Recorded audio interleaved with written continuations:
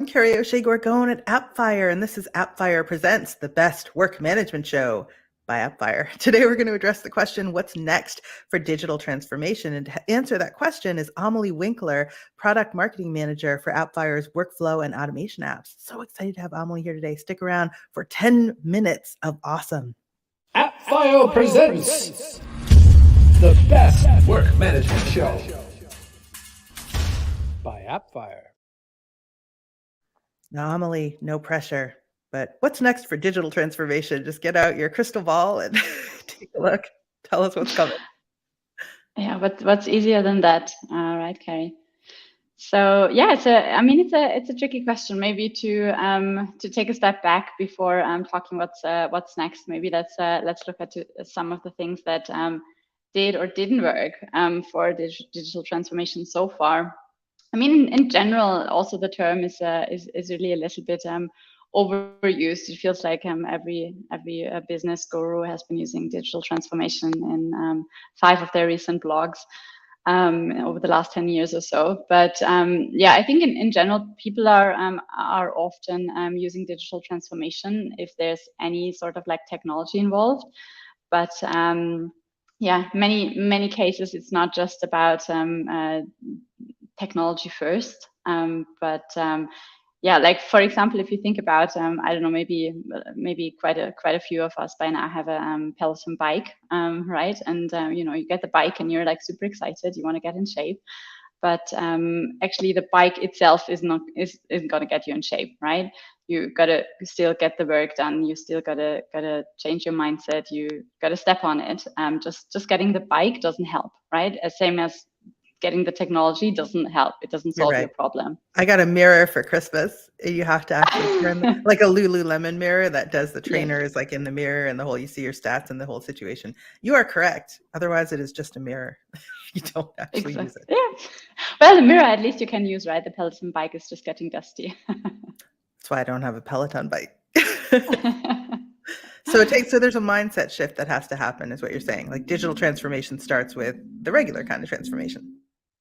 Yeah, exactly. And I think also like from that level, like as I said, like it's not just the technology, but the people. And that is every individual. So making the shift from a culture, from an organizational change, but also from a leadership and management level. Because if you don't have that kind of top support, then it's really hard for the individuals to implement that as well. And I guess what comes with that as well is just having that vision of where you want to go, having a goal that you're working towards, and having clear sort of objectives and measuring them along the way as well, right? Like having just nice fluffy objectives is also not going to get you there. So what kinds of things are we talking about when people say digital transformation? What things would you slot in under that category? Yeah, in many ways, it kind of starts with automating business processes. So using some technology to bring it in to help with your everyday automations. So building automations for your most repetitive tasks that are occurring in your business. But then also using technology to improve the collaboration within the organization.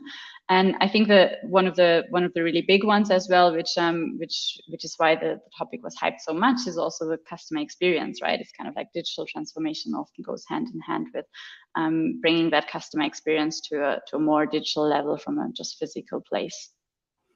Could it be something like, so you're talking, you know, partially tech stack, but there's more to it. There's like processes that are happening without the benefit of, say, certain apps or certain features. And even in like native Jira, let's say you had that and there's some stuff you want to do.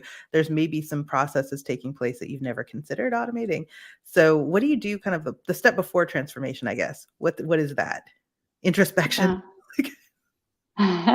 Yeah, no, you're right. Introspection, really understanding where your issues lie at the moment, what you do want to achieve, what your problems are, and then thinking about the people that are involved, and then the last step is kind of like the technology that you apply to solving those problems. The apps that you get, the software that you get. You don't want to start with getting all the tech stack that all you read online, and then you have this massive tech stack. You have the massive tech stack. You're going to accumulate tech debt, and then you have more issues than before, basically.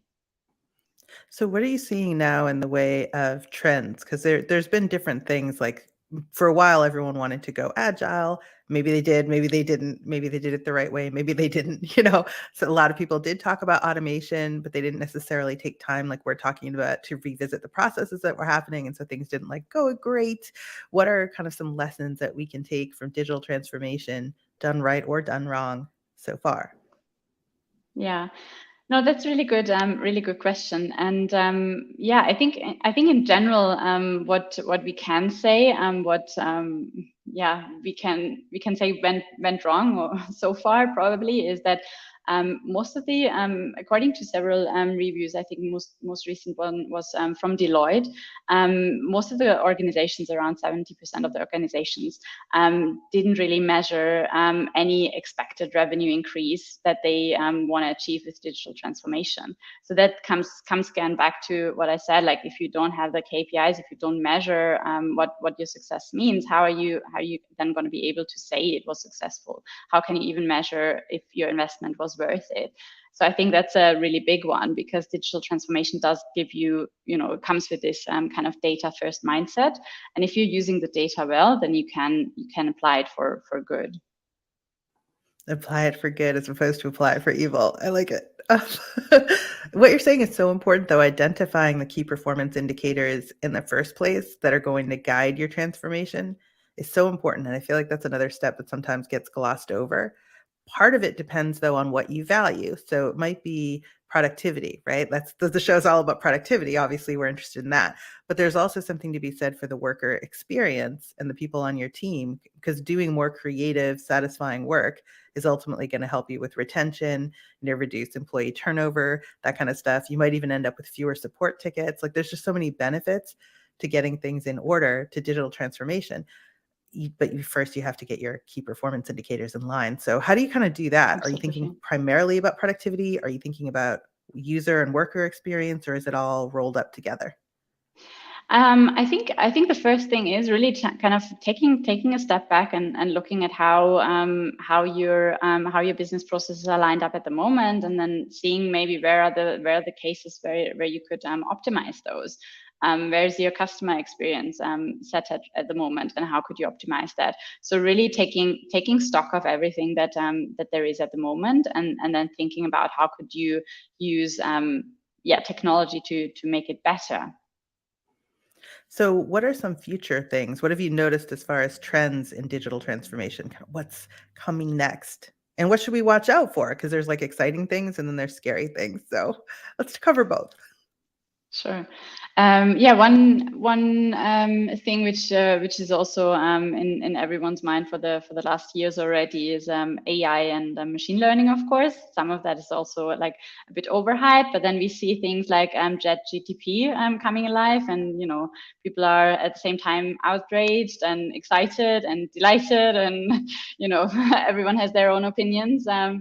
And in the end, I think for AI, it's always important to say that it will not just come and take all our jobs, and it's not just that evil, but it can really enhance people. It can help you if you bring it together. That GTP, we spoke about this before, Kerry. It's not gonna take your own mind job. It's you can use it to basically get started more easily, but it's not gonna just do the show for us, right? No, it will not do the show for us. It could give us questions, I guess, or topics to consider, stuff like that, but it's only ever a starting point.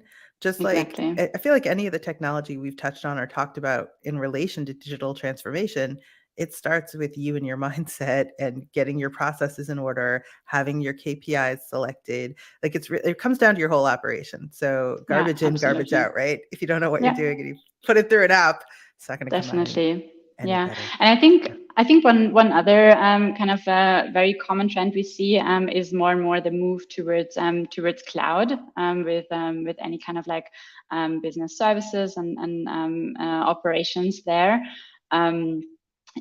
Providing that real on-demand service, more on a self-service perspective. And then also with that comes a bit this everything as a service, more and more things are becoming serviced. So I think that's also one thing to watch out, really, how everything as a service can really help organizations to become more scalable and deliver more results in shorter time.